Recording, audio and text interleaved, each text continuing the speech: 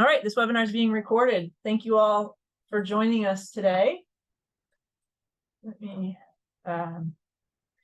This is our quarterly webinar from the Joint Committee on Fisheries Engineering and Science. My name is Kathy Hoverman, and I will be moderating today. The webinar is being recorded and will be available for future viewing on our YouTube channel.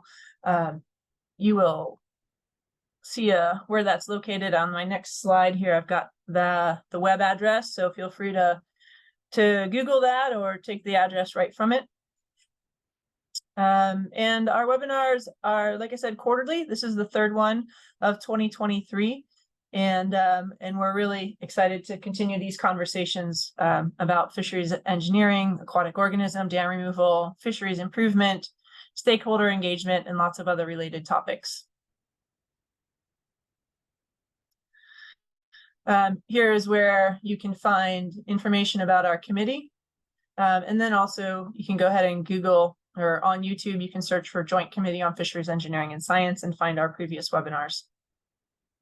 As always, we're also still looking for new members to the Joint Committee, so feel free to reach out to our executive team if you have any questions or interest in joining. And then just a few announcements that we have. The first one is a repeat. We've had this up here a couple times. Just we want to make sure we spread this information as widely as possible. There's lots of information on our education, on the connections that we have through AFS. There's a training portal as well as project development checklists that we encourage everyone to check out and use as resources as needed. Also just want to make note of the ASCE Inspire conference. That's about green infrastructure and infrastructure planning. That's coming up in Arlington, Virginia next month. And the resources on that. Last, we have webinars set up through the rest of this year. We have one more left on the Salmon Superhighway. And then several webinars established for 2024. Some of those are still in the works. We've got lots of volunteers to do the webinars, so we just need to lock in some dates and we'll get that full schedule for 2024 out to everyone at our final webinar of 2023 in December. So today, we're really excited. The title of our webinar, Working with Water Power Technologies Office to Advance Innovative Technologies for Fish Passage and Protection. So we were in touch with Dana McCoskey, our first presenter, and she said, well, this is great, and I've got some people I want to bring along with me, and she did. So we've got a great set of speakers here, and they're excited to share information with everybody. So quick introduction, Dana McCoskey, Environmental Technologies Manager at the U.S. Department of Energy's Water Power Technologies Office. The objective of the WPTO is to enable research, development, and testing of emerging technologies to advance marine energy and next generation hydropower and pump storage systems for a flexible, reliable grid. Abe Schneider, Chief Technology Officer at Natel Energy. Natel Energy designs turbines safe for fish to pass through and has demonstrated safe passage for multiple species at various life stages, including American eel, rainbow trout, and alewife. Natel Energy is honored to have been featured in DOE's Water Power Technology Office 2021-2022 Accomplishments Report for 3 different projects. We also have Brian Belgraf, fisheries scientist at the Pacific Northwest National Laboratory. One of the primary focus areas for PNNL is innovating the U.S. electrical system, as well as fostering the development of new technologies to overcome environmental challenges associated with energy development, including hydropower. And finally, Paul Matson, aquatic ecologist from Oak Ridge National Laboratory. Researchers at ORNL are using fish passage funding from WPTO to create a georeferenced data set for fish passage facilities at U.S. hydropower facilities with information on passage, infrastructure, and technologies, costs, and performance studies desirable to a diverse range of stakeholders. So, in other words, these people know their shit, and they're going to present it to you. And from that, I'm going to hand it over to Dana and say, take it away.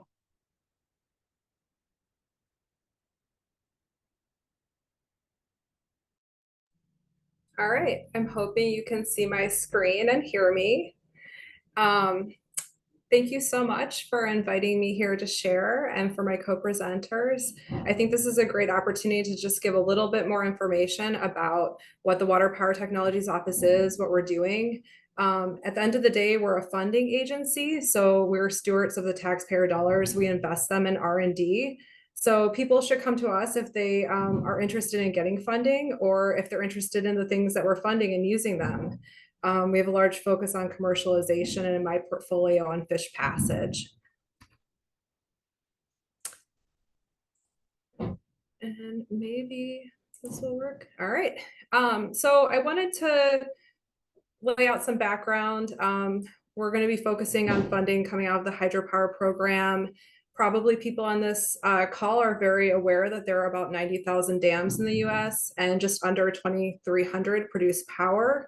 So we're talking about, 6.6% of the energy in the US and about 38% of renewable power is coming from this hydro. We also have 43 pump storage plants that are making up about 94% of the total utility level storage. So this is what's enabling us to better integrate solar and wind. Thinking about the big picture, we want to build a decarbonized grid. We want to, become more resilient and adaptive to climate change. And so the way hydropower is operated now is changing, and we're doing a lot of work to look into that and to enable biodiversity to be protected. And these are some themes that I'm hoping you'll get from our presentation today. And then looking back over the past decade, FERC, the Federal Energy Regulatory Commission, issued about 80, 30 to 50-year licenses for dams that produce hydropower. And this decade we're in, the roaring 20s, there's going to be about 281 more that are coming up. So it's a really important time to think about what we want to see in this next 30 to 50-year term for these licenses. And how the world is changing and what we can do to enable better environmental performance. I want to give a shout out to Oak Ridge National Lab. If you like these maps, we have a great source of information. It's called HydroSource. Tons of geospatial referenced information. And Paul will touch on his project a little bit more with the fish passage data set we're creating. So going back to the biggest level of DOE, it's a huge organization. Energy, science, and innovation, nuclear safety and security are the pillars. I'd say infrastructure could be added as another pillar since we got the $62 billion from the infrastructure law. But at the end of the day, this is a very large organization that we're working in. And then where I'm coming from is the Water Power Technologies Office, which is nested in EERE, the Energy Efficiency and Renewable Energy branch. All of the renewable technologies have these offices. So within water power, we have a hydropower and marine energy program. I'm going to be focusing on just a little sliver of what's going on in hydropower today. But we're operating on about $179 million appropriated from Congress, 59 million for hydro. This does not include the bill funding. As some of you may be aware, there's also hydroelectric incentives. We started to stand up that program and then passed it over to the Grid Deployment Office, which is, cutting those checks for environmental improvements and other things like capacity additions at dams.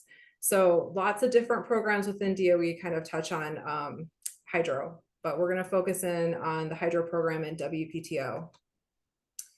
And then just to put this in context, I mean, the US entered the Paris Agreement again. We're looking at water power on all scales.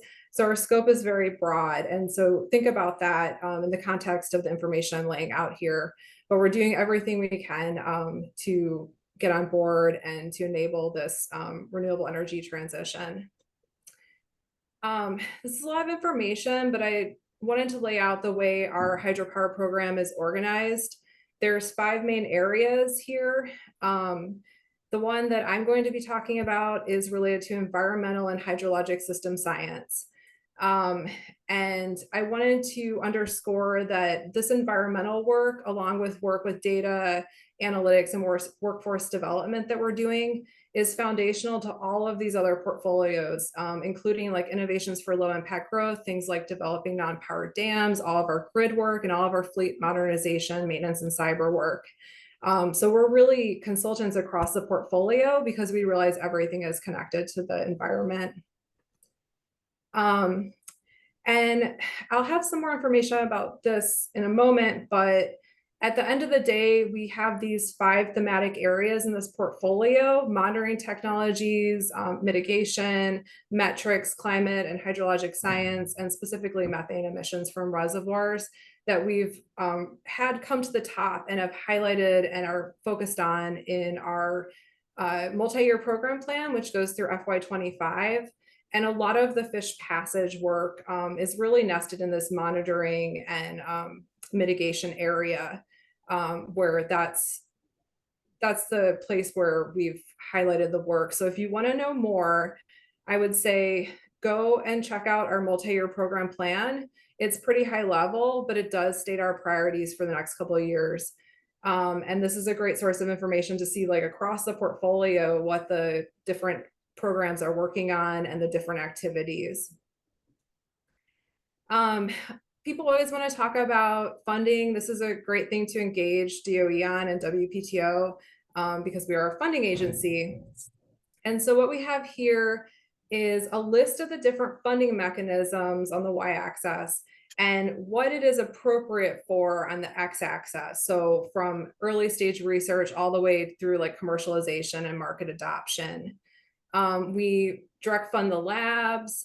You're going to hear from some of our labs and they can give you a little bit more information about capabilities. On a lot of these projects, we have industry, academic, NGO partners, you name it. We also do prizes. Sometimes when we don't know how to solve a problem, we crowdsource the idea with prizes, or have a, who can make the most, who can bring the thing to the site that performs the most and give a prize for the person that has the highest performance. So those are kind of the ways that we've been looking at prizes through the America Competes Act. And we have this really great connector network through America Made Challenges. I put the logo up here, that helps people that want to compete in prizes and also get resources to build teams. In addition, we have SBIR, STTR funding. These are grants to small businesses, usually a small $250K grant to get proof of concept that makes you competitive to compete for additional $1 million grants.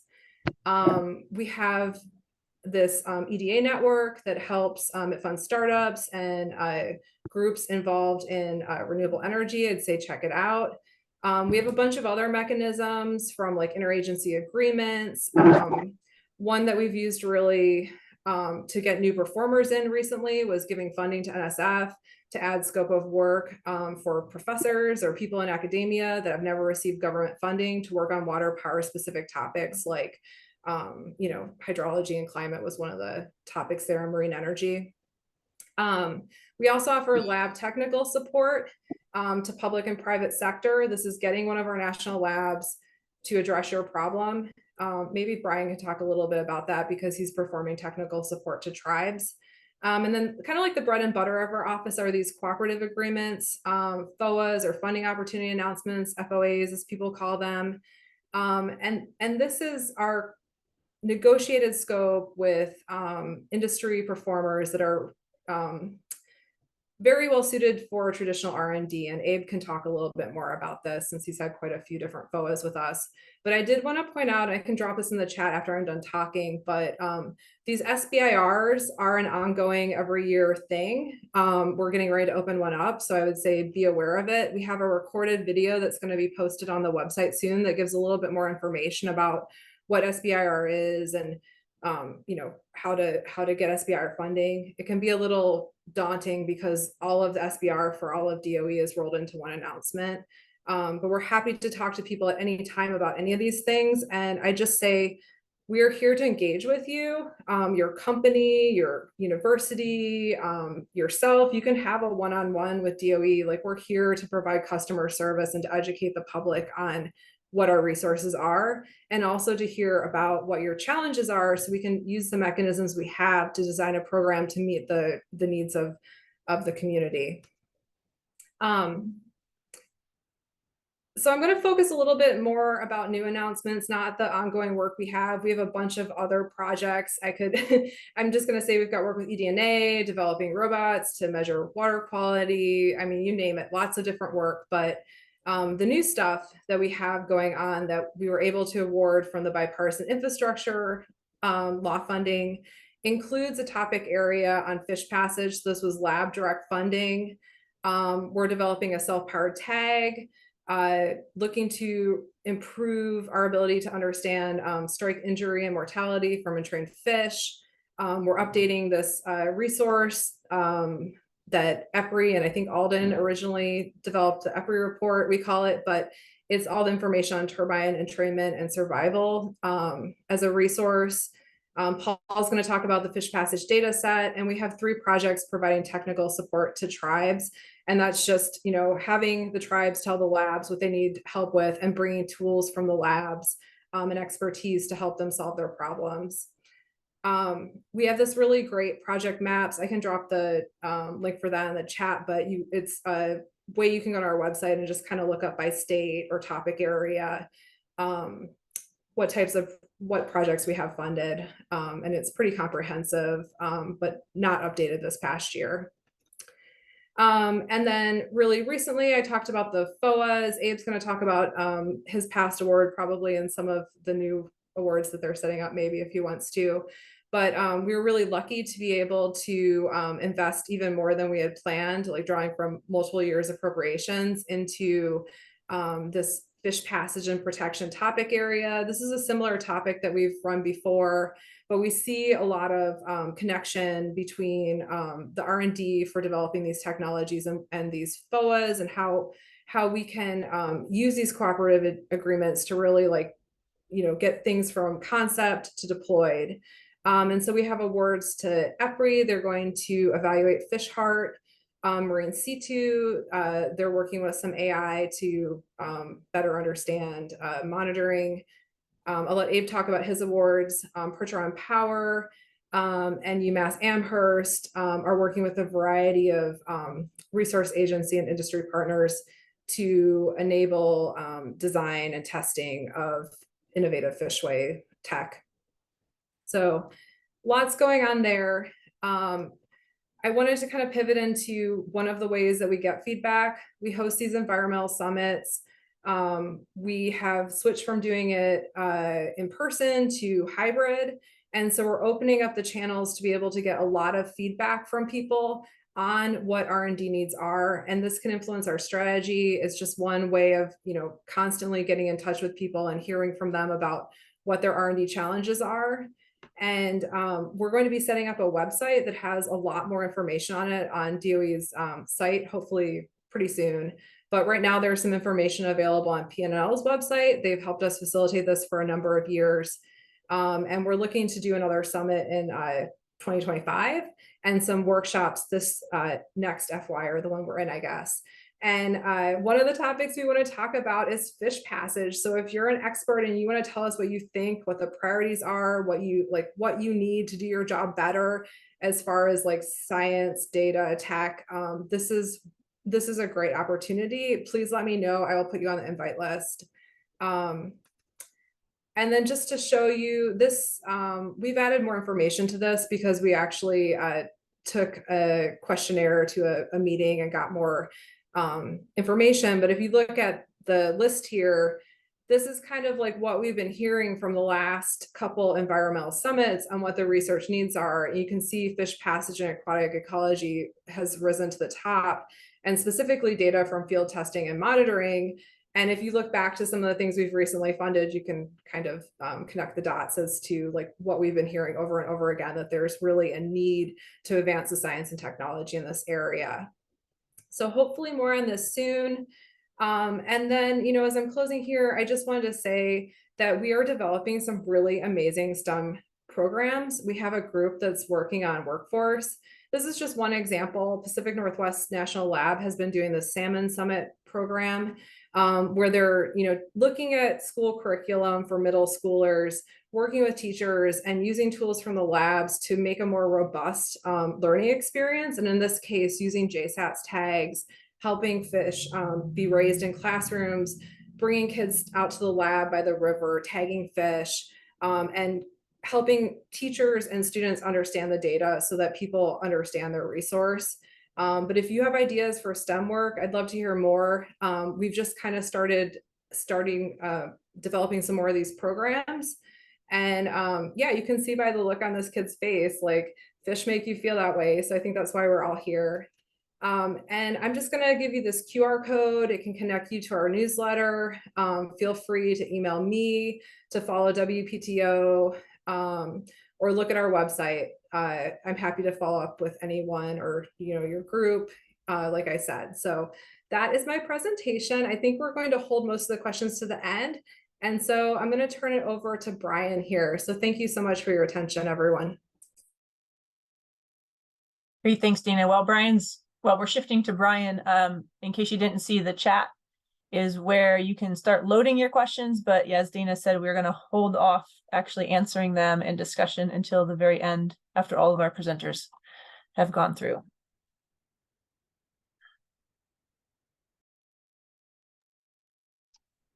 Great. Can you all hear me?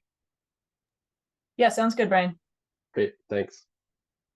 Well, welcome. Good morning, everybody. Good afternoon if you're on the East Coast. My name is Brian Belgraf. I'm a fisheries scientist with Pacific Northwest National Laboratory. Other than a fish scientist, I also kind of work more in the innovation space about how to overcome some of the environmental challenges that we have with the energy system, with hydropower in particular being one of the ones that I focus on the most. And today I'll be talking about some of the ways that we work with private industry. And when I say private industry, I really mean the larger non-federal complex of universities, startup companies, all the way down to energy utilities to do different research to help work through some of these challenges. I also want to acknowledge my co-author on this, Dr. Brett Pflugrath, who's another colleague here at PNNL and who actually put together a majority of this presentation for the Fish Passage Conference that was last year. And so I using a lot of his slides and added a few more to be here today. So there's basically 4 different ways that entities can work with the national labs. I'll kind of walk through each of those. The first is sponsored research, where the lab would conduct specialized work for a company using the facility services and the technical expertise that we have. There's 2 main ways that this can be done. And I guess another note is that a lot of what I'm talking about is specific to PNNL, but could be applied generally to other national labs as well. So we're definitely not the only national lab that's doing work in fish passage and innovation related to hydropower. So just wanted to keep that in mind.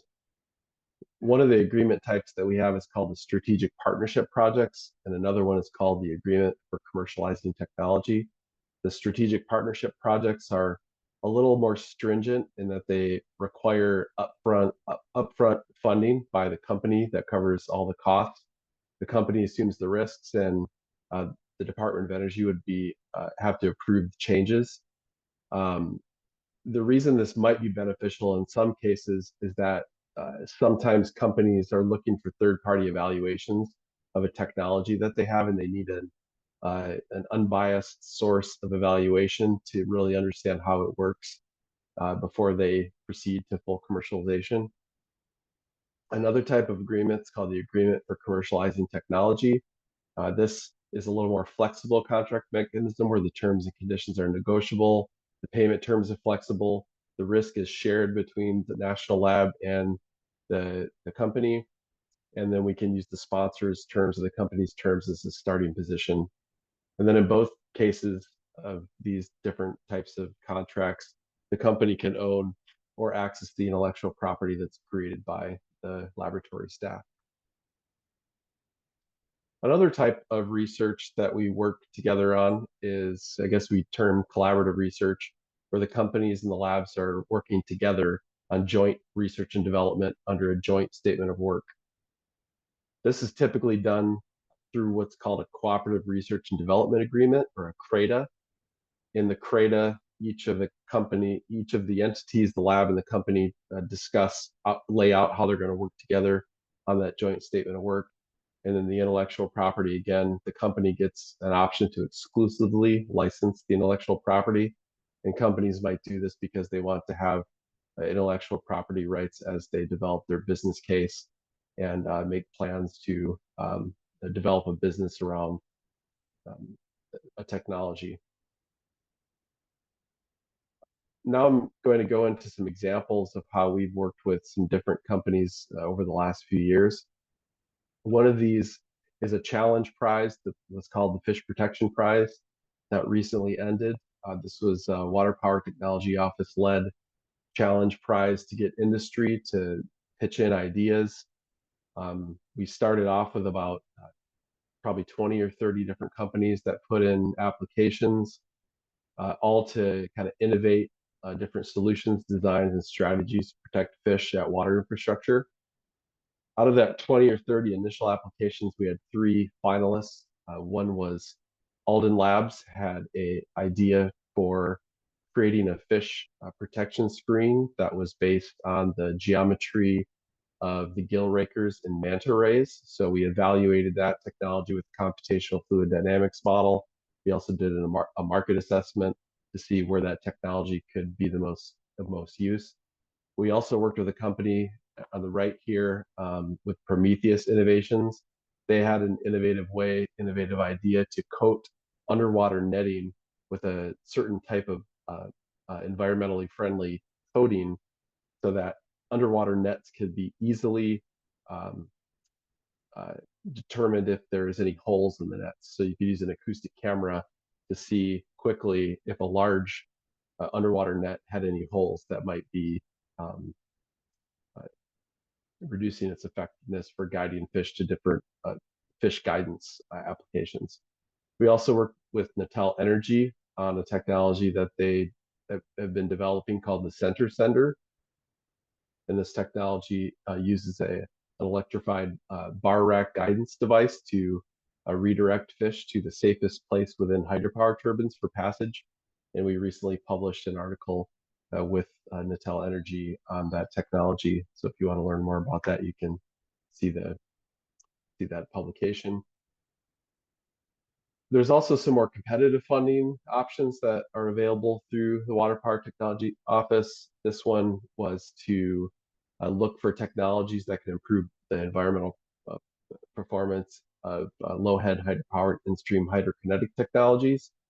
Percheron Power developed first about 10 years ago. We actually worked with Percheron Power, and they had an innovative type of hydropower turbine that we were testing with them. And then they actually repurposed that design and came up with an idea for a simultaneous upstream and downstream fish passage device. So we actually have a prototype of this fish passage device in our lab right now, and we're testing it with species of fish that aren't typically thought of as being highly migratory, more less migratory, or less I guess the less stronger swimmers out there in the rivers that need passage at barriers also. Another example of potentially more well-known technology is the Whoosh fish transportation system. We've evaluated various aspects of this technology over the years. This particular example being from a competitive funding that Whoosh Innovations won from the Water Power Technology Office through a mechanism called the Small Business Voucher Program. So that's another example. Another way that entities can work with the lab is through licensing different patents or technologies, copyrighted software, or open source tools that have been developed at the labs. We have several different online resources that companies can scroll through to look at different technologies that are available for licensing that might be able to help improve their innovative fish passage or environmental improvements at hydropower. These are done through different licensing agreements. Terms can be negotiable, and kind of the cost of the licensing is related to the recovery of the laboratory cost that went into patenting the technology, and then rights to that technology are provided on different negotiated terms. Last, the national labs also have really unique and state-of-the-art facilities that can be used for testing, an enormous variety of things. I couldn't even begin to just go into that, but on the fish passage side of things, so we have flumes and we have different unique evaluation technologies. So those can also be accessed in ways by private sector universities, other research entities to make use of those instruments and facilities. And those are done through different user agreements based on typically on merit, scientific merit, and the intellectual property that comes through that. Has different stipulations on it depending on whether the information is going to be public or not. And that's it for me. And I will pass it on to the next speaker, and I can take questions at the end. I believe, Paul, you're next.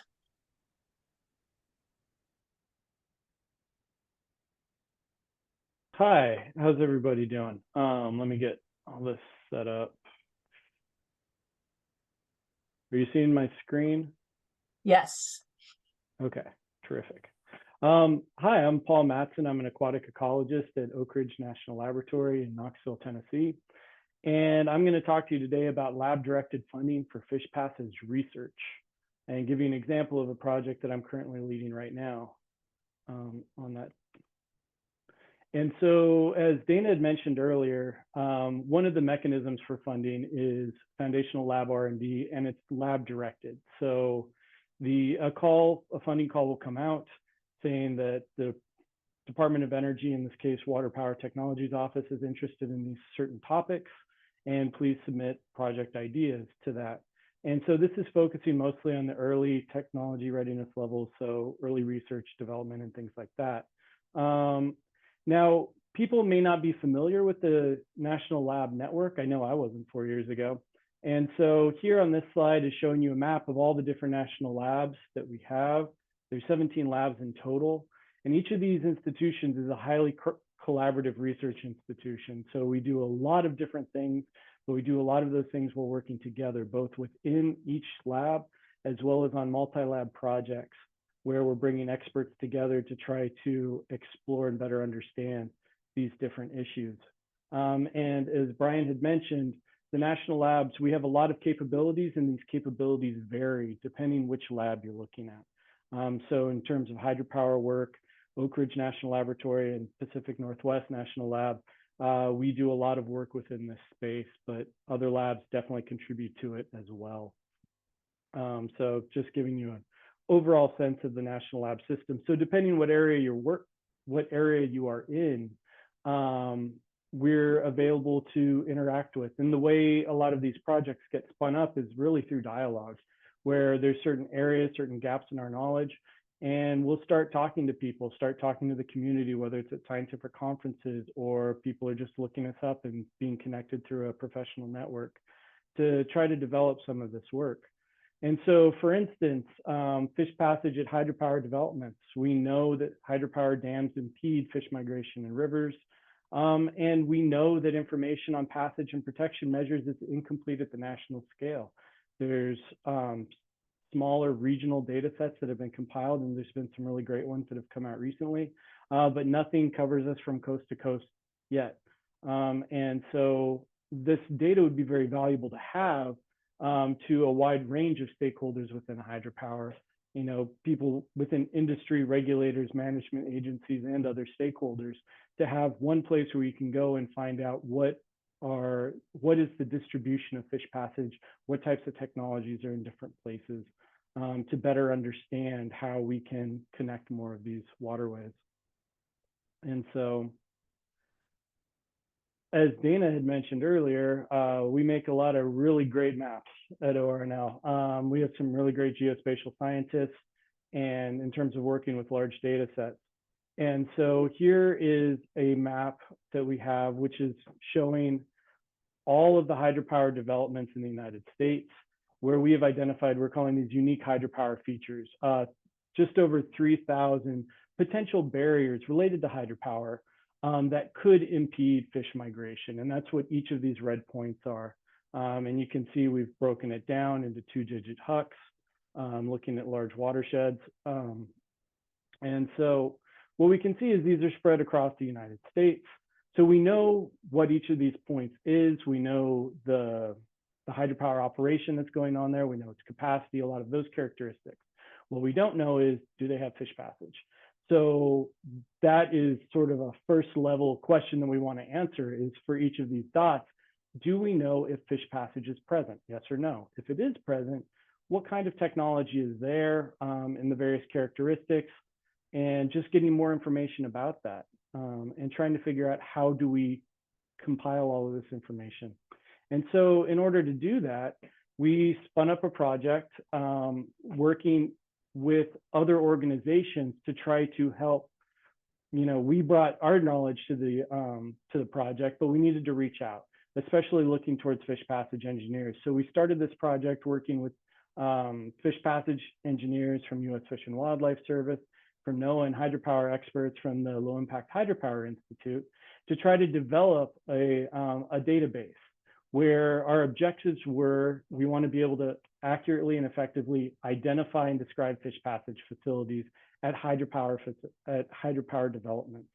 And we want to create a georeference database at the national scale that's available at no cost to users, and develop the tools to allow the user to interact with this database. So creating a web map to visualize, access, and download the data, and then design the database not just for a one-time thing, but something that can be expandable and easily updated. Because from what we know of hydropower, we're starting to see more and more fish passage facilities start to come online. And as more FERC licenses are coming up for expiration, we need to be able to capture that data and have more of a living database.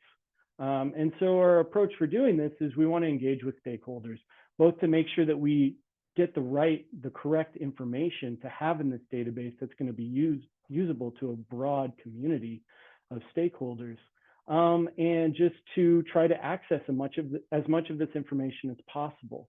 You know, we don't need to recreate the wheel. As I mentioned earlier, there's a lot of these smaller regional data sets out there. So we want to try to bring those in.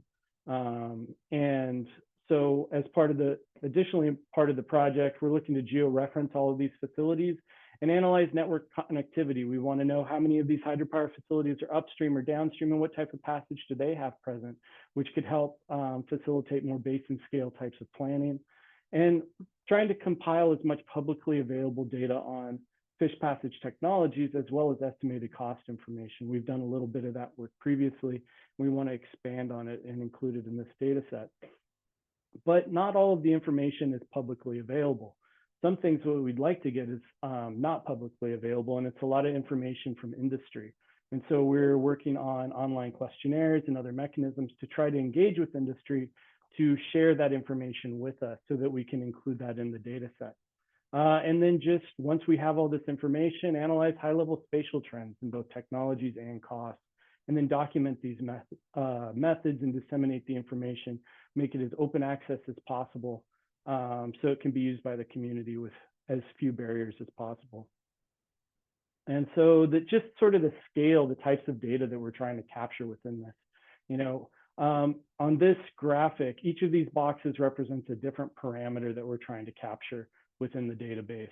And these different parameters fall in different categories. We have information on development, but then also information on the fish passage facilities themselves, ranging from physical attributes to information on targeted species, operations, scheduling, costs, and then collecting information on performance studies. And the different colors of these boxes represent how or where we need to try to get those data from. So green boxes are things that we either have here at Oak Ridge or information that we're able to get through our partners that we already have. The white boxes represent types of data that or specific parameters that are not publicly available. And those are things we're hoping to capture through our online questionnaire and interactions with industry. And the checkered boxes are sort of a little bit of each. One of the areas that we really need help with is identifying performance studies that have been conducted. And what we're hoping to do, we're not looking to extract information from those studies at this point, but really just, we want to know which studies have been conducted and where they were conducted. So trying to capture a lot of that information, a lot of that gray literature, and just have a reference list. So you can look at a facility and then see all the studies that have been conducted. So we're exploring different avenues to try to capture those data as well. So like if we only filled the green boxes, we could have a good database. But if we can get all the white boxes as well, I think we can make something that's very powerful and very beneficial to the community. And so if you're interested in learning more about our project or ORNL hydropower datasets, as Dana had mentioned, please feel free to scan this QR code and you can give me your contact information, email, name, affiliation, and what your interests are. And I'll do my best to reach out to you as soon as possible and just start that dialogue. And maybe it's just connecting you with somebody else who could more appropriately help answer your question. And with that, thank you for your time.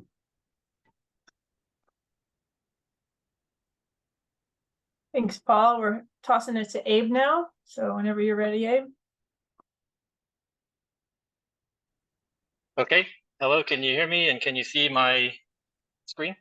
Yes, both things look good. Okay, great. Well, thank you for the opportunity to participate. We are really excited to share a bit about our work in the design of hydropower turbines to act as functional, safe downstream passes for fish. And I'd like to start the talk with a little bit of context. You know, we're speaking in a group of engineers in the bioengineering section of AFS, and personally, I'm an engineer, and our interest in fish-safe turbines dates back for me personally, to my childhood. Growing up in a family that spent a lot of time in the mountains, and we noticed that beaver activity ended up resulting in better fishing in streams. And as a high school student, I had the opportunity to study the comparative effects of beavers on their environment by using the EPT index to quantify populations of beneficial insects in a stream that had lots of beaver activity, which flowed through a wilderness area, in comparison to another fork in the same watershed, but which flowed through territory that was subjected to multiple uses, including by cattle ranchers, and the cattle ranchers would remove the beaver dams, thinking that they flooded the grazing land instead of actually creating the grazing land. So this was a foundational experience for me, which created this idea that actually built infrastructure could support healthy ecosystems, and that's something that has continued to inspire us today. So, taking a closer look at one of the migratory species that is currently driving regulation and operational restrictions on hydropower the most, which are American eel. One of the real motivations for the restoration of eel in the United States has to do with their beneficial impact on water quality. Eel, like many other fish, are a host species for a freshwater mussel, and the freshwater mussel depends upon the eel to complete its life cycle. And this is a really interesting story that I think might not be as widely known in the public as it could be. And it really is a very positive idea that by restoring eel, we can actually help to improve water quality, which then helps the entire freshwater aquatic ecosystem to thrive. And eel are present in a surprisingly large amount of the hydropower resource in the United States. Almost every water body that drains into the Atlantic Ocean either has or has historically had American eel. And this represents maybe a third of the installed hydropower capacity in the United States. And this is important because downstream migrating adult eels are fairly difficult to protect from conventional turbines. They're fairly big. When they migrate to the ocean, they can be as large as a meter long or bigger. They're really good at getting into tight places. They're very difficult to screen. They also tend to follow the flow. They've evolved to expend minimal energy in the process of getting from the headwaters to the ocean, to the Sargasso Sea, where they need to make their babies, and as a consequence, it can be pretty difficult to tell an eel to go through a small bypass past a turbine, and so it's pretty difficult to keep them out of where the bulk of flow is going. So when we approach this problem from the standpoint of how can we deterministically design turbines for safe passage of fish, it helps to look at what are some of the primary causes of injury. And for low head turbines, or turbines that are say less than 10 to 30 meters in height, the primary cause of trauma tends to be mechanical in nature. And this is going to be, for example, due to direct blade strike, where fish are hit by thin, fast-moving blades, or also could be due to entrapment or grinding between parts of the turbine that move and parts that are stationary. And this can be especially true of Kaplan turbines, where there are converging gaps where fish like eel can get stuck and then severed. So Natel is built upon a body of work. For example, at Alden Research Laboratory, Alden, about 10 years ago, in conjunction with the Electric Power Research Institute, performed a series of important studies that quantified the relationship between a dimensionless ratio of the fish body length to the blade thickness, showing that if that ratio was brought close to 1-to-1, then fish could survive strikes at up to about 7 meters per second.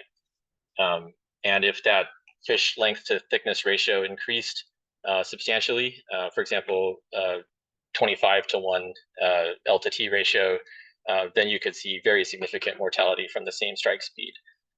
At 7 meters per second, an L to T ratio of 25-to-1 would result in something like 50% mortality for rainbow trout.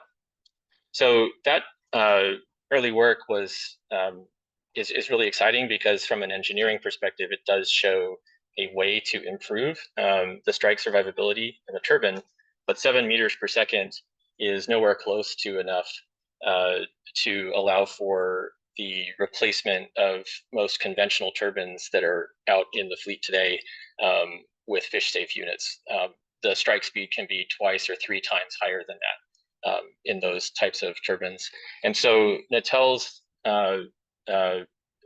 focus has been on how to allow for much faster rotation speeds with safe strike results. And our idea is pretty simple, and it's described on this slide in the lower left. The idea is that the forces affecting fish trauma given a strike are proportional to the orthogonal component of the relative velocity, not just the relative velocity itself approaching the blade. And if you start from the baseline of a turbine blade, which is perpendicular to the hub, those two velocities are identical. But if we can slant the blade leading edge, then we can arbitrarily reduce the red vector, this orthogonal component. And of course, if we could take that to 0 degrees, then we would have no orthogonal component and no strike trauma.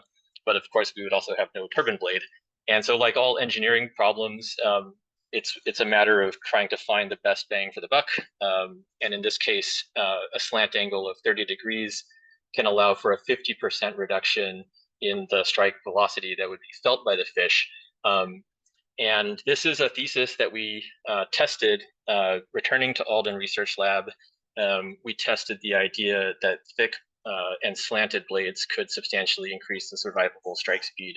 And the results of that set of testing with nearly 2,000 rainbow trout struck supported the hypothesis, and the results are published in this paper here.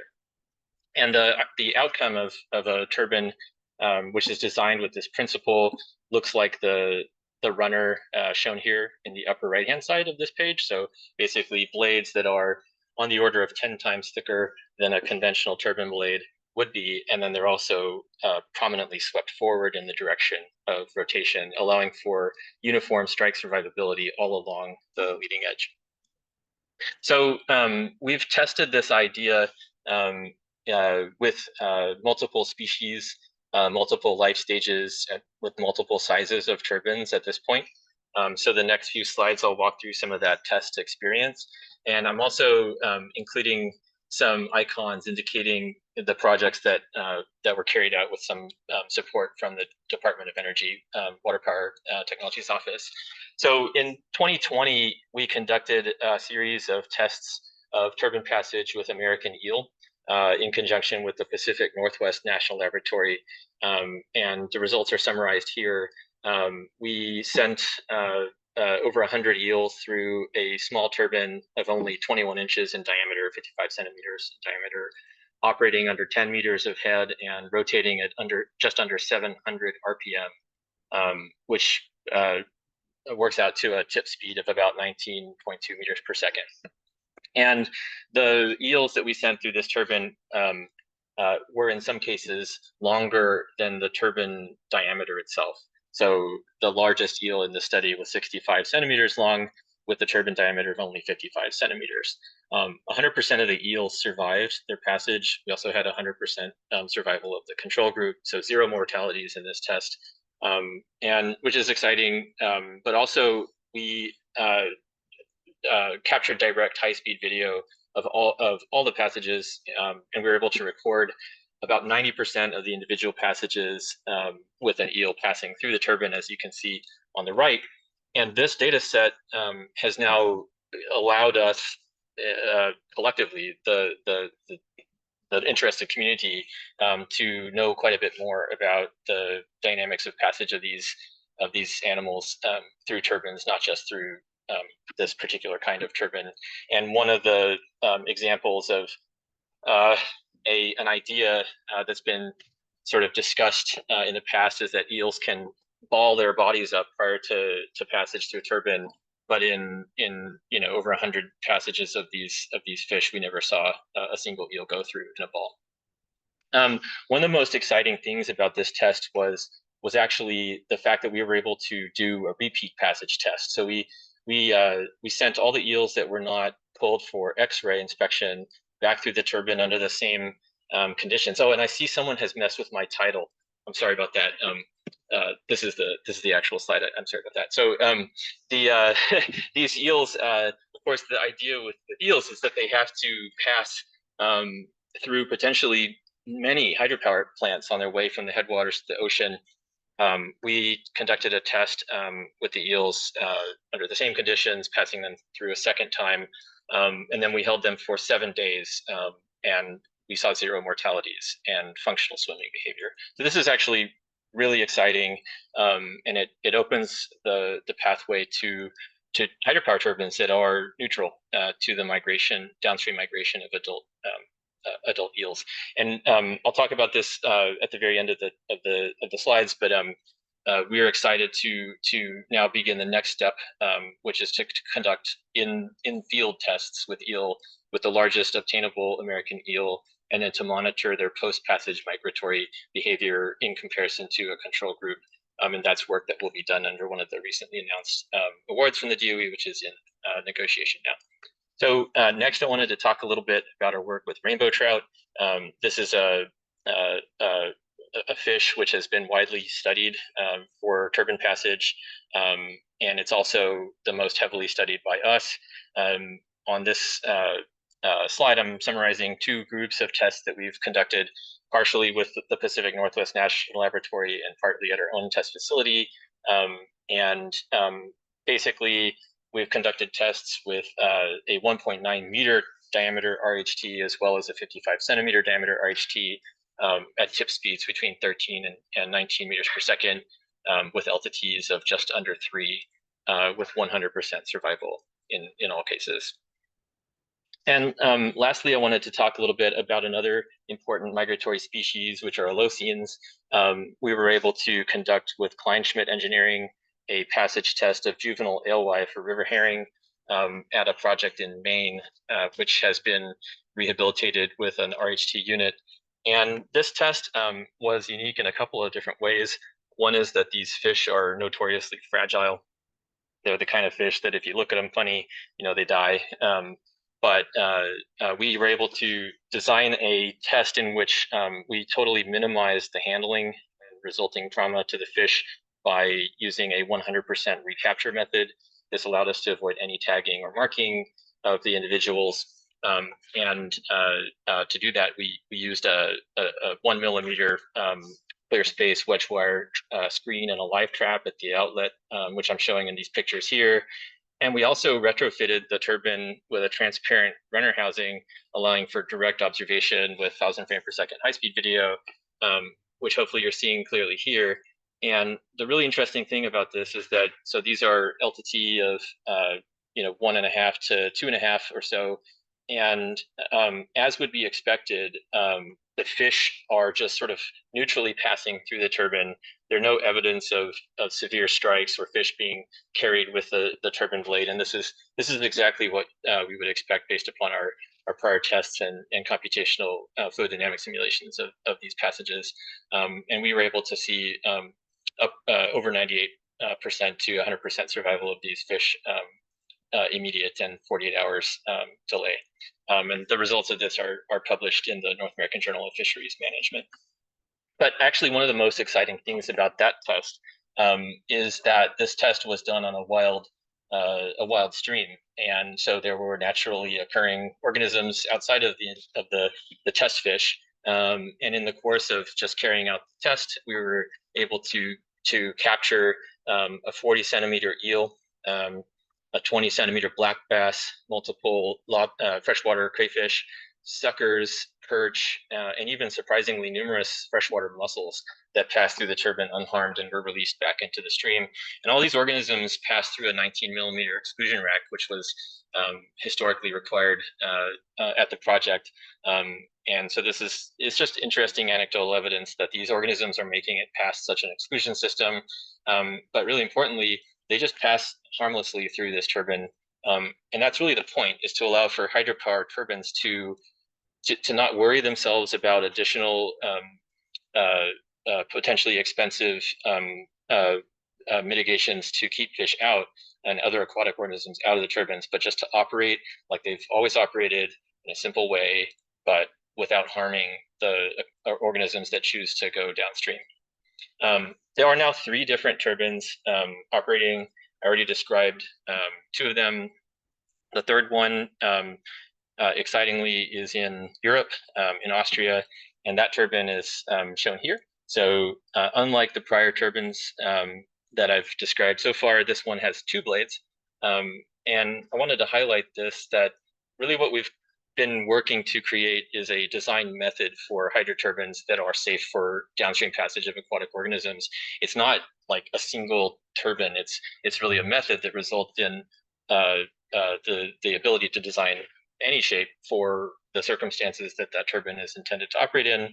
In this case, this small turbine can pass, for example, salmonids that are on the order of 40 centimeters safely through, even though the turbine is only 62 centimeters in diameter. And so building upon that idea, the direction that we're going with all this work is to move out of the micro or small hydro space to really allow for a design approach that can apply to any low head hydro regardless of size. And so what this plot shows is, on the x-axis, the unit flow through a turbine up to 1,000 cubic meters per second, and head up to 2,000 meters. And this is the classic hydropower map with Kaplan, Francis, and Pelton turbines. And in 2023, Natel is actually designing more than these 3 references, but turbines of up to 50 megawatts in size. These 3 examples are 7, 25, and 50 megawatts in size, with different, as you go from 10 kilowatts to 50 megawatts, of course, the shape and proportions change, but the leading edge characteristics remain the same for fish safety. So I wanted to come back to eel and sort of put our work in context to other test results. Abe, we're kind of at our time, so can you hustle? Yep, this is my second to last. Okay, great. Second to last slide. Sorry about that. So this plot shows blade tip speed of turbines compared to the single passage eel survival rates. And as you can just generally see, survival tends to drop as the tip speed increases. Natel's 2020 eel test is here. And really excitingly, within the last 2 months, we've been able to conduct a set of preliminary tests that show over 99% survival of eel at just under 30 meters per second. So I'm going to wrap up by basically saying that we really hope to be able to provide tools to society in general to allow for hydropower to be more truly sustainable. And our work in this effort has been substantially helped by funding from the Water Power Technologies Office. As you can see, the progress we're making recently has actually been the outcome of a very long-term investments made by the DOE and also by others over time, for which we're very grateful. Thank you for the opportunity and look forward to questions. Okay, thanks everybody, all the presenters. We are a little over our hour time here, so and we have one question in chat right now. So Paul, if you can answer it quickly, we can go ahead and do this, and maybe one other question, but since we're already at our hour, I know people are going to start dropping off pretty fast here. So Paul, it asks about the studies on facilities or on screen types. We've had testing performed by USGS Cook Lab on the farmer's screen. Is this what you'd like to see? Yeah, well, we're hoping to capture studies that have been conducted at facilities, so at that facility scale. So not just on independent technologies per se, but actually connected at the facilities. It could be across numerous facilities, but just at that scale. Thank you for the question. Okay, great. And also, if you didn't notice in chat, Dana dropped a lot of information in there as well. So feel free to check that out. So I'm just, we're starting to lose people really fast here. So I'm going to wrap this up and say thank you all speakers. It's really great hearing the information that you shared today. It's a little bit different from what we've had in the last couple of years. So really appreciate a different perspective on fish passage information and sharing this with our community of practitioners and regulatory folks and researchers and all the things. So thank you all so very much. Thanks everyone in attendance, and hope to see everyone again in December. Thank you. Bye-bye.